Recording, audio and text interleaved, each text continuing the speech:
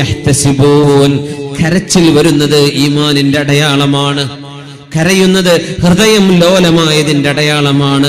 കണ്ണെന്ന് കണ്ണുനീര് വരുന്നത് ഖൽബിന്റെ ഉള്ളിൽ ഒരൽപ്പം ഈമാൻ ബാക്കിയുള്ളതിന്റെ അടയാളമാണ്.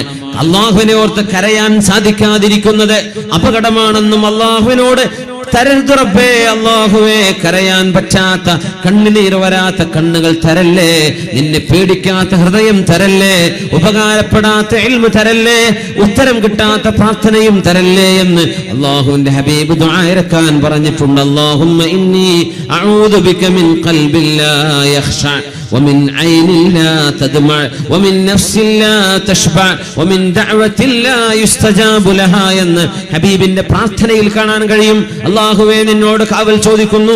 മിൻ നഫ്സിൻ ലാ തശ്ബഅ, ഒരിക്കലും മതി വരാത്ത ശരീരം, ഒരിക്കലും ആഗ്രഹം തീരാത്ത ശരീരം, ഒരിക്കലും തന്നെ മതി